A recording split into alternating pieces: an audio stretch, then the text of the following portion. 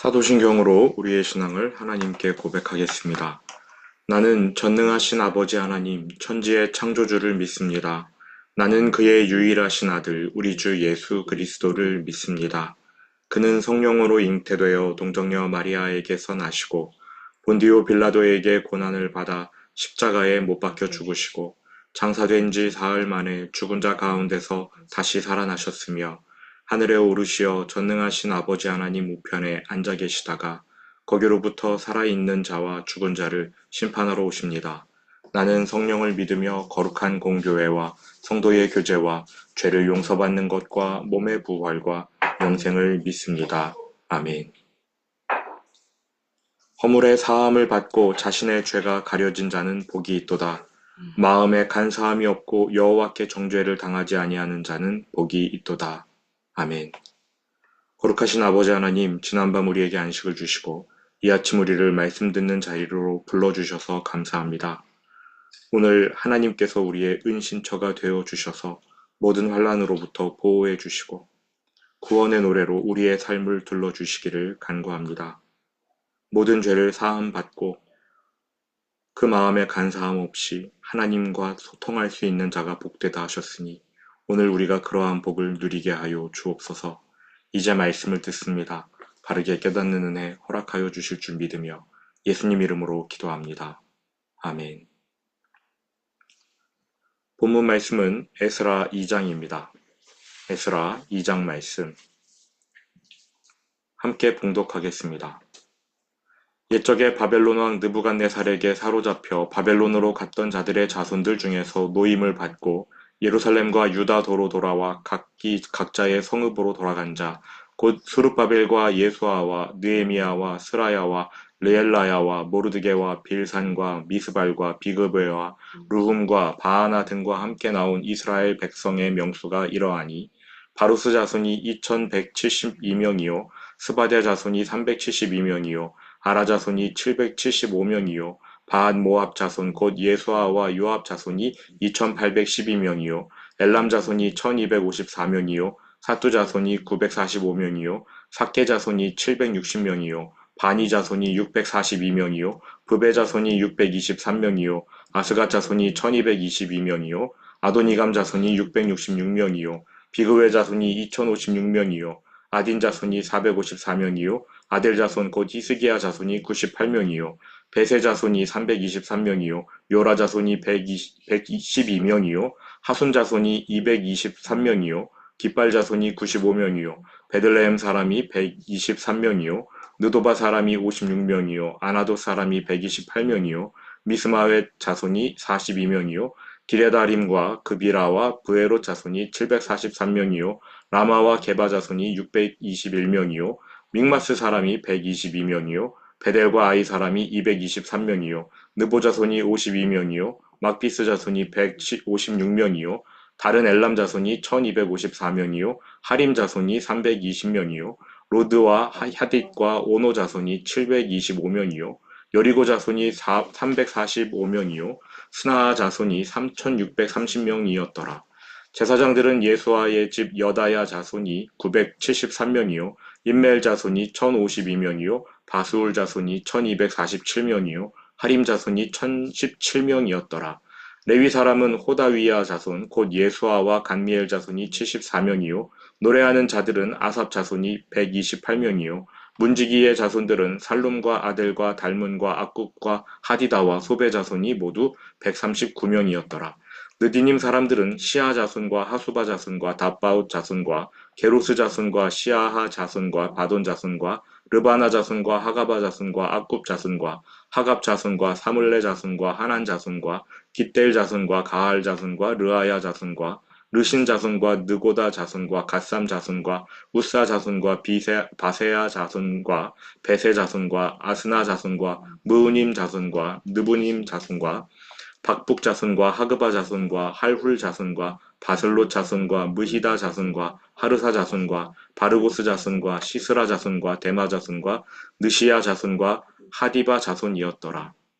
솔로몬의 신하의 자손은 소대 자손과 하소베렛 자손과 브루다 자손과 아얄라 자손과 다르곤 자손과 깃델 자손과 스바랴 자손과 하딜 자손과 보겟레헷 하스바임 자손과 아미 자손이니 모든 느디님 사람과 솔로몬의 신하의 자손이 392명이었더라.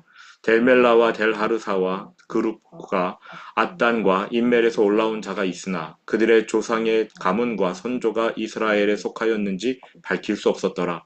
그들은 들라야 자손과 도비야 자손과 느고다 자손이라 모두 652명이요. 제사장 중에는 하바야 자손과 학고스 자손과 바르실레 자손이니 바르실레는 길르앗 사람 바르실레의 딸 중에 한 사람을 아내로 삼고 바르실레의 이름을 따른 자라. 이 사람들은 계보 중에서 자기 이름을 찾아도 얻지 못하므로 그들을 부정하게 여겨 제사장의 직분을 행하지 못하게 하고 방백이 그들에게 명령하여 우림과 둠밈을 가진 제사장이 일어나기 전에는 지속물을 먹지 말라 하였느니라. 온 회중의 합계가 42,360명이요 그 외에 남종과 여종이 7,337명이요 노래하는 남녀가 200명이요 말이 736이요 노새가 245요 낙타가 435요 나귀가 6,720이었더라. 어떤 족장들이 예루살렘에 있는 여호와의 성전터에 이르러 하나님의 전을 그곳에 다시 건축하려고 예물을 기쁘게 드리되 힘 잘하는 대로 공사하는 금고에 드리니 금이 6만 천 다리기요 은이 5천 마네요 제사장의 옷이 100벌이었더라. 이에 제사장들과 레위 사람들과 백성 몇과 노래하는 자들과 문지기들과 느디님 사람들이 각자의 성읍에 살았고 이스라엘 무리도 각자의 성읍에 살았더라. 아멘.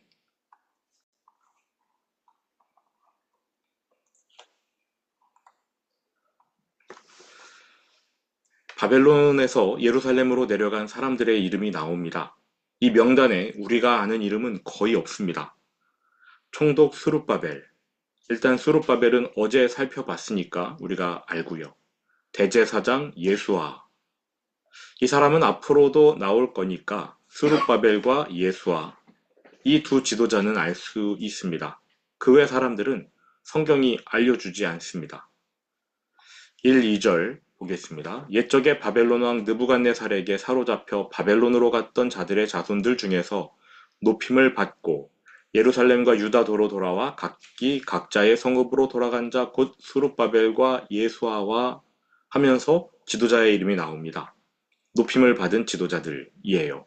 앞에서 말씀드렸듯 이 두 사람 말고 우리가 알 수 있는 사람이 없습니다. 느헤미야와 스라야와 르엘라야와 모르드게와 빌산과 미스발과 비그웨와 르훔과 바하나 등과 함께 나온 이스라엘 백성의 명수가 이러하니 여기 느헤미야도 있고 모르드게도 있잖아요. 근데 우리가 아는 느헤미야와 모르드게가 아닙니다. 누군지 모르는 동명이인들이에요. 그래서 알 수 있는 사람은 스룹바벨, 예수와 그 정도입니다. 이렇게 귀환하는 유대인의 지도자들을 언급한 후에 본격적으로 귀한 자들의 숫자가 조상의 이름별로 기록되는데요. 3절 바루스 자손이 2172명이요 이렇게 시작해서 19절 하숨 자손이 223명이라 이렇게 맞춰집니다. 여기까지가 조상의 이름별로 기록한 귀한 자들의 숫자입니다. 우리가 아는 이름 없어요. 16절에 아델 자손 곧 히스기야 자손이 라고 나오지만 우리가 아는 히스기야 왕이 아닙니다.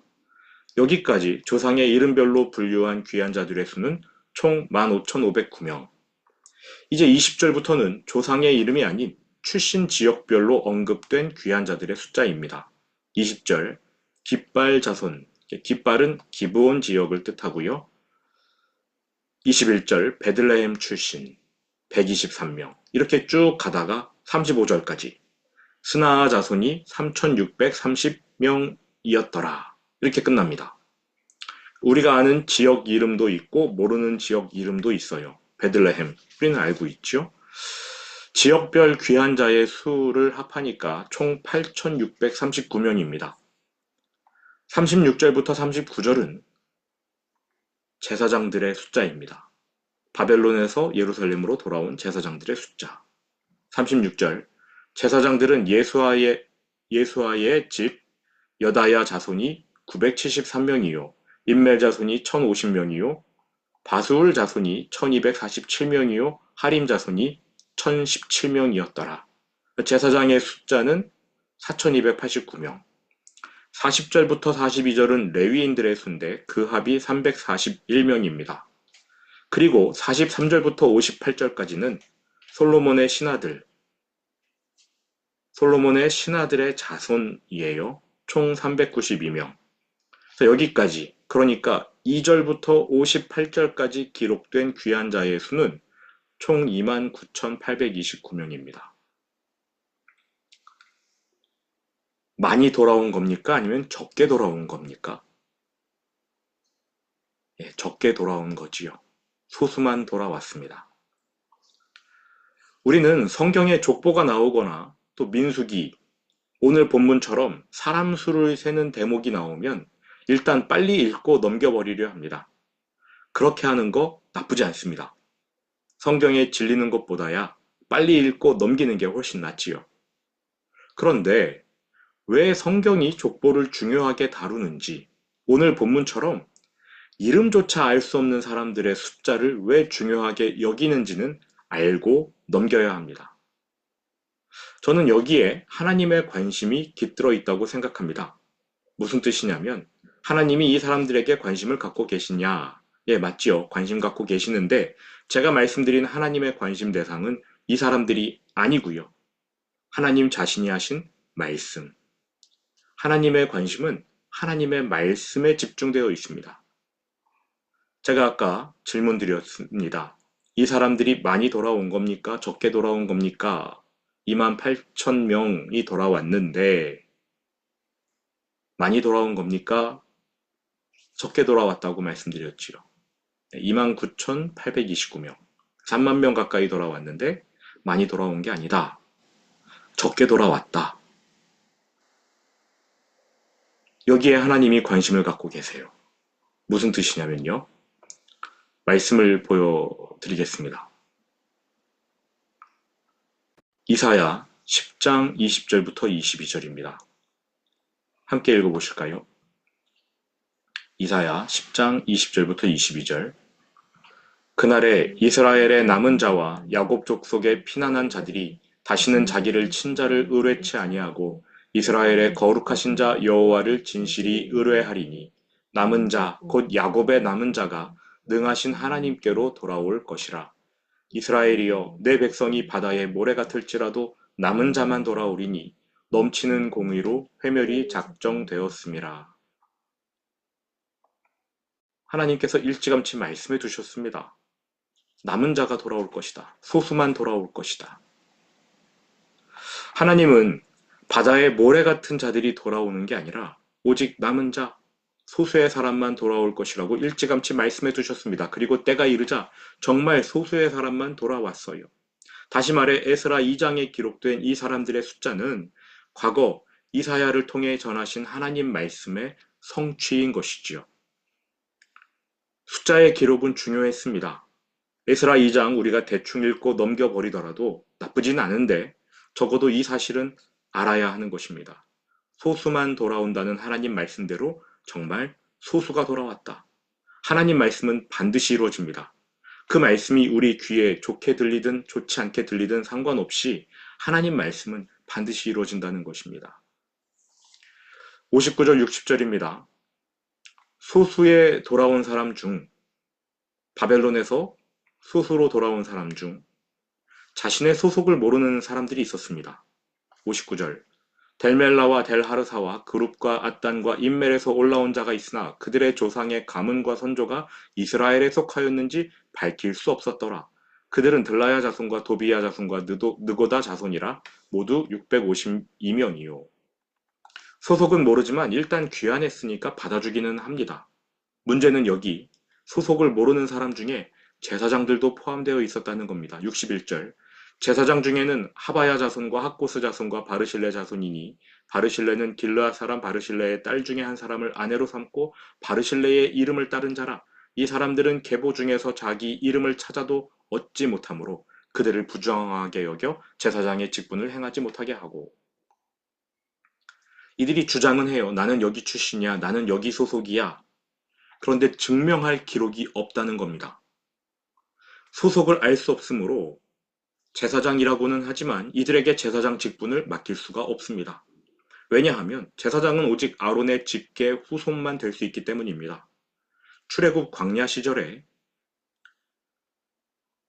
레위인들이 왜 우리는 레위인으로만 남아야 하느냐? 우리도 제사장 하고 싶다 하면서 고라, 다단, 아비람, 온 이 사람들이 아론에게 반역한 일이 있었습니다. 하나님께서 그 반역자들과 가담한 사람들을 아주 기이한 방법으로 죽이셨지요. 그러한 역사를 알기 때문에 나라를 새로 시작하는 시점에서 소속이 분명하지 않은 사람들에게 제사장 직분을 맡길 수가 없었습니다. 참으로 안타까운 일이지요. 그러면 왜 이들은 증명서가 없었을까요? 족보를 잃어버린 겁니다. 자신의 소속 증명서 잃어버렸어요. 그 이유는 무엇입니까? 70년 후에 본국으로 돌아가게 해주신다는 하나님 말씀을 믿지 않아서가 아닐까요? 본국으로 돌아올 때 가장 해야 할 일이 많은 사람이 제사장입니다. 성전을 다시 세우고 그때부터 이제 제사장들이 본격적으로 활동해야 합니다. 그런데 70년 후에 본국으로 돌아갈 것이다. 이 말씀을 온전히 믿지 않아서 족보를 대충 여겼고 철저히 관리하지 않은 것 같아요. 그런데 여러분 생각해 보십시오. 만일 이 족보가 생명책이라면요. 그래도 자기 이름이 거기 들어가 있는지 대충 확인하고 대충 보관했을까요? 예수님의 비유 속에 신부 들러리 10처녀 중 몇 명이 졸았습니까?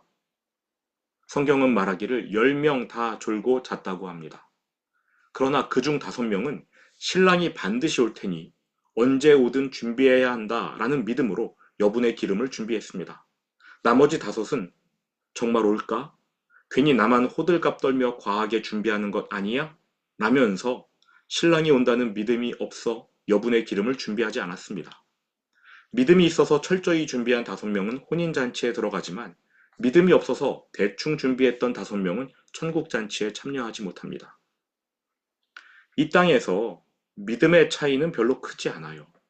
그러나 별 차이 나지 않는 그 믿음의 차이가 영적 세계에서는 천국과 지옥을 갈라버렸습니다. 지금 이 제사장들 족보를 준비하지 못했어요. 그래서 제사장 역할을 하지 못합니다. 63절 방백은 지도자를 말합니다. 총독 수룹바벨입니다. 방백이 그들에게 명령하여 우림과 둠밈을 가진 제사장이 일어나기 전에는 지성물을 먹지 말라 하였느니라. 우림과 둠밈은 대제사장이 입는 옷 가슴팍에 판결 흉패라고 있어요. 주머니입니다. 그 주머니에 넣는 돌이에요. 2개의 돌인데 하나는 검고 하나는 하였을 겁니다. 하나님께 특정 사안의 가부를 여쭐 때 사용했어요. 이를테면 하나님 전쟁에 나가는 것이 맞습니까? 하고 가슴팍 주머니에 손을 넣고 돌을 고르는 겁니다. 흰 돌을 고르면 우림을 고르면 오케이 사인인 거고요. 둠밈 검은색 돌을 고르면 아니다. 이러한 사인인 것이지요. 흰 돌을 뽑으면 yes, 어두운 색 돌을 뽑으면 no. 일종의 제비뽑기로 생각하시면 됩니다. 구약시대에는 이렇게 하나님께 여쭈었어요. 그러니까 63절은 대제사장이 우림과 둠밈으로 하나님께 여쭈어서 과연 이 족보 없는 자들이 제사장인가 아닌가 확답을 얻어야만 그 후에 이들이 제사장 직분을 수행할 수 있다. 이러한 뜻입니다. 그러니까 족보가 없으니까 대제사장이 하나님께 여쭈어야 돼요. 일일이. 이 사람 제사장 맞습니까? 아닙니까? 64절 온 회중의 합계가 42,360명이요. 저는 여기서 고개를 갸우뚱했습니다. 위에 숫자를 다 더해봤거든요. 아까 말씀드린 대로 29,829명입니다. 42,360이 아니에요. 29,000명, 그러니까 3만 명. 그런데 64절에서 회중의 합계가 42,000명이래요. 그러니까 12,000명 정도 모자랍니다. 그렇다면 이 12,000명, 이름이 거명되지 않은 이 12,000명은 누구일까? 성경이 주목하지 않는 여인과 아이들의 숫자로 봐야 할 것입니다.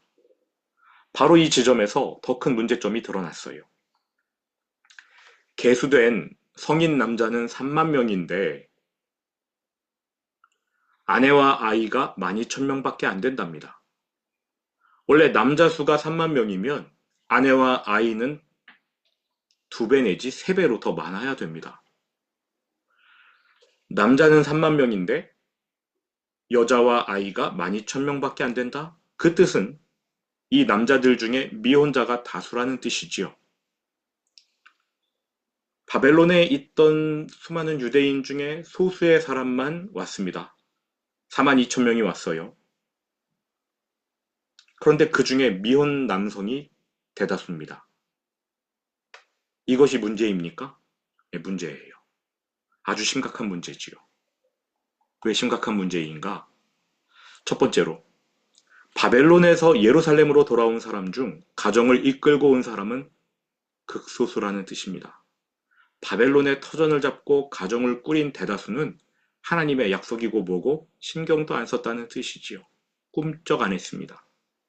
하나님의 말씀이 성취되는 현장인데 이들에게는 말씀보다 돈이 더 중요했고요. 내 가족이 많은 돈으로 고생 안 하고 잘 먹고 잘 사는 게 더 중요했습니다. 바벨론은 없는 게 없는 대도시이고 예루살렘은 있는 게 하나도 없는 폐허거든요. 결혼한 사람이 오지 않아요. 아까 읽었던 이사야 10장 22절 이스라엘이여 내 백성이 바다의 모래 같을지라도 남은 자만 돌아오리니 넘치는 공의로 회멸이 작정되었습니다. 70년 전 바다의 모래 같은 유대인들이 느부갓네살 왕에게 죽임당했습니다. 그중 남은 사람만 바벨론으로 끌려갔습니다. 그런데 거기서 하나님의 약속대로 그들이 생육하고 번성해서 잘 살았어요. 이제 70년이 지났으니 예루살렘으로 돌아와야 합니다. 그런데 다수의 사람은 바벨론에서의 삶이 너무 좋아요. 너무 편안해요. 뭐 예배 좀 안 드려도 괜찮지. 성전, 예배, 내 삶에 그런 건 중요하지 않아. 나는 그냥 여기서 하나님 믿는다고 생각하고 잘 살래. 돈이 최고야. 그 결과 극소수만 하나님 말씀의 성취를 체험합니다. 결혼하지 않은 미혼 남성들은 잃을 게 없으니까 돌아온 게 아닌가. 뭐 그런 면도 없지 않겠지만 저는 그건 아니라고 봅니다. 이들도 바벨론에서 훨씬 재밌게 살 수 있었을 테니까 말이죠. 헌신한 거예요. 헌신했습니다. 그런데 이내 문제가 발생합니다. 두 번째 문제예요. 미혼 남자들이 와서 일으킨 문제. 에스라 마지막 장을 보면 이 남성들 중 이방 여인과 결혼하는 자들의 이름이 나옵니다. 과거 이스라엘 나라가 왜 망했습니까? 이방 여인과 혼인했기 때문에. 특히 솔로몬 때부터 이방 여인들이 믿던 신을 수입해오는 바람에 결국 하나님께 심판받고 망한 거 아닙니까? 그런데 이걸 또 반복해요. 이 젊은 청년들이 결혼할 유대인 여자가 없으니까 그냥 이방 여인과 결혼해버립니다. 헌신하는 마음으로 폐허 예루살렘에 왔지만 이방 여인과 결혼하고 자녀까지 낳아버려요. 성경은 믿음의 덕과 지식과 절제와 인내를 겸하라고 말했습니다. 거룩한 길을 찾아가야 한다고 했습니다. 믿음만 있다고 해서 능사는 아니에요. 덕이 있어야 되고 지식과 절제와 인내가 겸해져야 거룩한 길을 찾아갈 수 있는데 안타깝게도 이 미혼 청년들은 믿음만 있었던 겁니다. 절제, 인내, 지식이 부족해서 우를 범했어요. 에스라가 며칠간 어이없이 멍하니 지내다가 결국 칼을 빼어듭니다. 이방 여인과 그 사이에서 낳은 자녀 모조리 쫓아버립니다.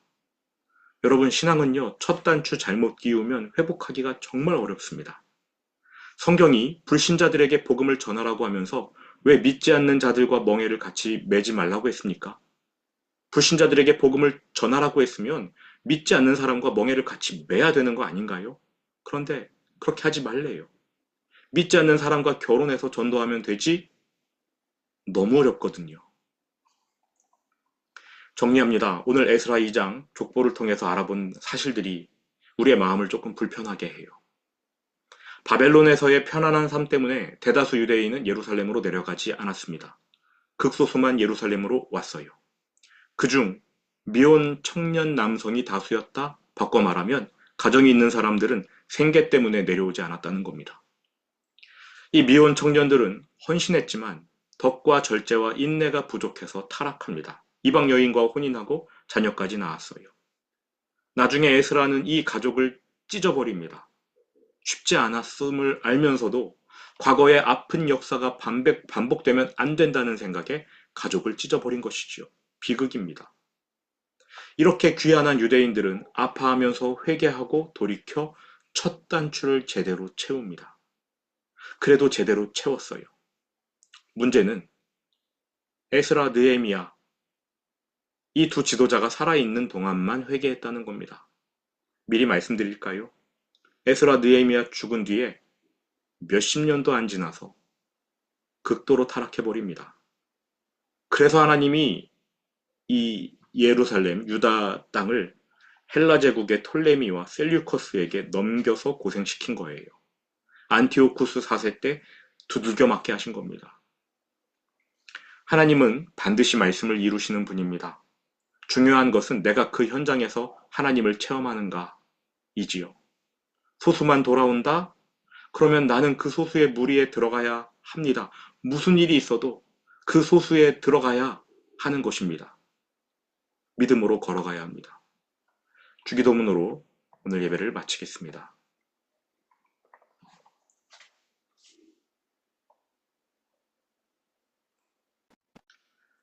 하늘에 계신 우리 아버지, 아버지의 이름을 거룩하게 하시며 아버지의 나라가 오게 하시며 아버지의 뜻이 하늘에서와 같이 땅에서도 이루어지게 하소서. 오늘 우리에게 일용할 양식을 주시고 우리가 우리에게 잘못한 사람을 용서하여 준 것 같이 우리 죄를 용서하여 주시고 우리를 시험에 빠지지 않게 하시고 악에서 구하소서. 나라와 권능과 영광이 영원히 아버지의 것입니다. 아멘.